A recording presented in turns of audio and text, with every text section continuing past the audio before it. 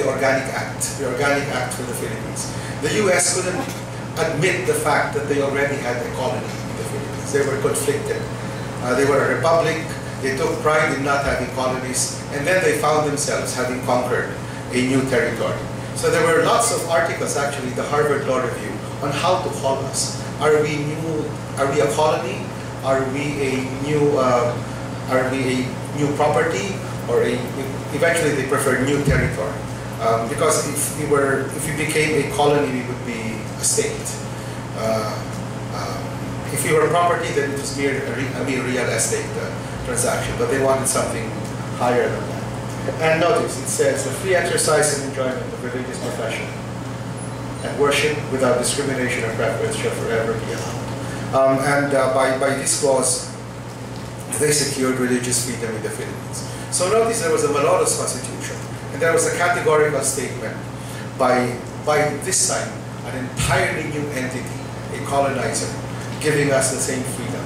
So in a way you can see it as also a PR move by the US, basically telling the natives, look, we have just conquered you, we have just shot many of your compatriots, but we will give you religious freedom.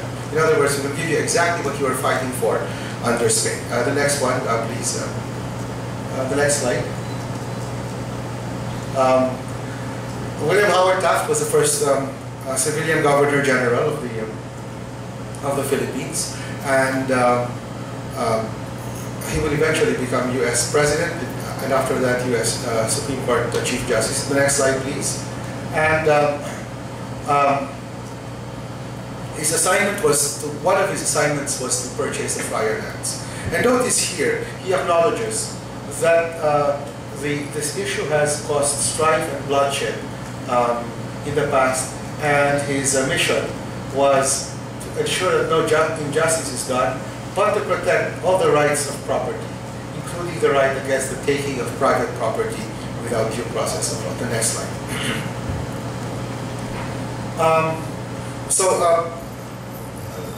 Taft's mission was this: I am now going to separate church and state, but it just so happens the churches in the Philippines own so much property, it is causing so much strain among the people, and therefore the only way to do it is to take over the properties. And the next slide, and this is for me. It says that I can just give. Your errand is not in any sense diplomatic, but a purely business matter of negotiation for the purchase of property from the owners thereof. In other words, notice the effort to package the act. It was an outright political act. They had to purchase the friar lands, otherwise there was continuing strife with the peasants. And but they had to pretend that it was a real estate transaction to make sure that they can subsume the act within the private sphere, not in the public sphere. The next slide, please. Just want to summarize for you. This is American doctrine on church and state. There's a wall of separation. There's the free exercise clause. There are two prongs: free exercise and establishment. Free exercise is the freedom of every individual to choose his religion, and non-establishment is the duty of the state not to favor or inhibit any religion, to be neutral to all religions. My favorite example here is that when the Pope visited the Philippines, he was going to visit, I think, the Ateneo campus, and Ateneo and Miriam suspended their classes for the visit of the Pope. Our chancellor then was Roger Posadas. I think Roger is a physicist, let me put it that way. He suspended classes in Diliman, but he said that on account of the heavy traffic that will be caused by the visit of the Pope, I will suspend classes. In other words, based on the establishment doctrine, he was suspending classes, but not for religious reasons. It was a purely secular reason, namely the traffic. So the non-establishment with the three requirements must have a secular purpose. The rule must have a secular purpose. Neither it will advance nor inhibit religion. There's no excessive entanglement. Church and state must not work together. That is the fundamental principle. Next slide, please. How many more minutes do I have? Can I have 5 minutes, Professor Yu? So this, I'm now jumping forward. This is already the 87th Constitution, which reflects church-state doctrine from way back, the American period. And we have the separation doctrine and then the free exercise and establishment clauses. The next one, I just want you to see this is how we implement it. No public money or property shall ever be used for religious reasons. Now we have a UP chapel, right, that is standing on government land. How on earth did we justify that? I asked the lawyer who gave the legal opinion. The lawyer was Enrique Fernando. At that time, a law professor, eventually Chief Justice of the Philippines. He told me, my first draft said that we cannot have religious property, religious buildings on UP property. That was my legal opinion. And then he said, and then my wife spoke to me. My wife is a member of UPSCA. And he said, if I can find a way. And he did. But again, just to show you also the way things work then, I showed my draft to Jose P. Laurel, the leading constitutionalist at that time, and a member of our Board of Regents. And Laurel said, you know, it's okay. The reason was UP moved from Faura to Diliman. Diliman was far from civilization. Diliman is the darkness right there. And in order to ensure the free exercise rights of all students who want to go to church often, they had to build the church here. That was the free exercise clause. Notice then that there are self-contradictions even within the doctrine. Free exercise versus establishment. Next slide, please. And this is a continuation of the principle that no religions may participate officially in our elections. And I draw this to your attention because we have party list groups which are actually fronts for evangelical groups. You know, Brother Eddie would have a group, Brother Mike will have a group. In fact, I think the highest ranking party list group now is Brother Mike Velarde's Buhay Party. And then the next one. So for me, the overlap is inevitable. Because on one hand, the state has expanded its functions. It has gone beyond the traditional night watchman functions of peace and order, justice, etc. And it now embraces a wider range. The same thing with theology, especially with Catholic theology. It has expanded way beyond the temples and into social action. The next slide, please. And therefore, the expanded state and the expanded theology inevitably will overlap with one another. And that is why, for me, it is not necessarily a bad thing. I mean, speaking both as a Filipino citizen, a constitutional law professor, and as a Catholic, for me, it's not a bad thing, you know. I'm glad the Catholics have stepped out beyond the temples and reached out into social action. I'm so glad that the state has gone beyond the traditional functions and will minister to education, to health, to poverty. Except that there will be the inevitable overlap. The next slide. And this is the CPCP position. This is from their official statement. They said that, you know, sure, we have the separation of church and state, but it prohibits the state from interfering with the church. It doesn't prohibit the church from stepping into the public arena, which technically is correct. The next slide, please.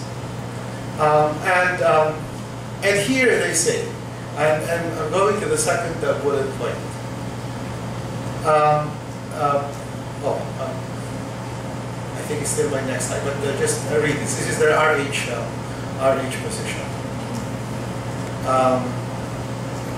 The next slide, please. Here, the second bullet point. When they go to the polls to vote, they should not leave God outside. In other words, every voter is free to choose whatever standard he wants, and that belongs to his private conscience. That is why, in that context, church and state separation in the Philippines works differently from the way it does in the U.S.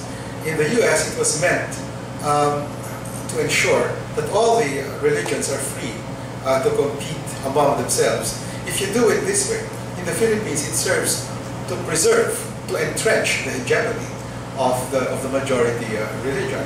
There are many, well, there are a number of Supreme Court decisions which, in fact, affirm this logic. Just to give you two competing examples. In one example, the Supreme Court struck down a stamp. It was a Eucharistic stamp, but the court says, you know, a stamp is a secular thing. You can't have any religious messages on the stamp. In the next case, it was the purchase by a town of a religious symbol for a fiesta, and the court says, well, of course, a fiesta will have a religious angle, but in the Philippines, fiestas have become purely secular in character, and the secular purpose was to relieve the people of their boredom.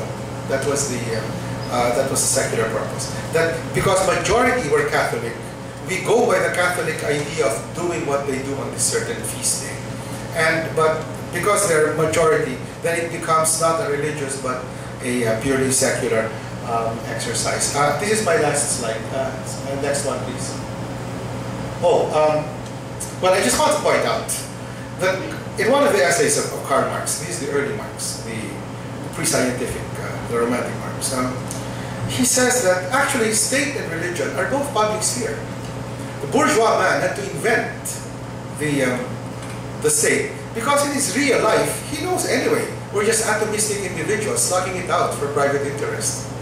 And so he had to conjure a sphere, the state, where he can pretend to transcend the egoistic being, with the species being, you know, the communal self. But the same way, he says, bourgeois man had to invent the religion as the embodiment of his species being in the religious sphere. And my last slide, okay, the key questions. I would like to answer them very quickly. My answers to 1 and 2. What is the relationship characterize the relationship between the churches and the state? It's purely instrumental. They just use one another. In other words, there is really no respect whatsoever for the norms. In other words, we deal with them as practical entities. Churches want property, we protect their property. They're out to purchase, they want to send out the squatters next door, we kick out the squatters next door. You know, it's not about principles, it's not about religious doctrine for the state, for the churches, not about political doctrine for the state. It's purely, they are users, and they mutually use one another. The problem is with number 2. Should we treat them merely as interest groups, as lobbyists for deities? I love the clause. I love this clause as also the religious entrepreneurs part. We can't do that because under our constitution, sure they're lobbyists for deities, but the moment they lobby for the divine and the sacred, they are privileged in constitutional discourse. That is why religious truth is beyond the rules of evidence, you know. And then the role of churches in social issues. Well, as I've said, it is they do have a role, both internally by their doctrine and also historically. So I'll answer the last 2 points together. Does it mean that Aquino will be more vulnerable? Yes, he will be more vulnerable. But for me, the vulnerability did not begin with him. And does not begin only with the RH debate. You know, Gawad Kalinga ministers to housing for the poor. That is a religious group. PPCRV, Parish Pastoral Council for Responsible Voting, is a Catholic initiative.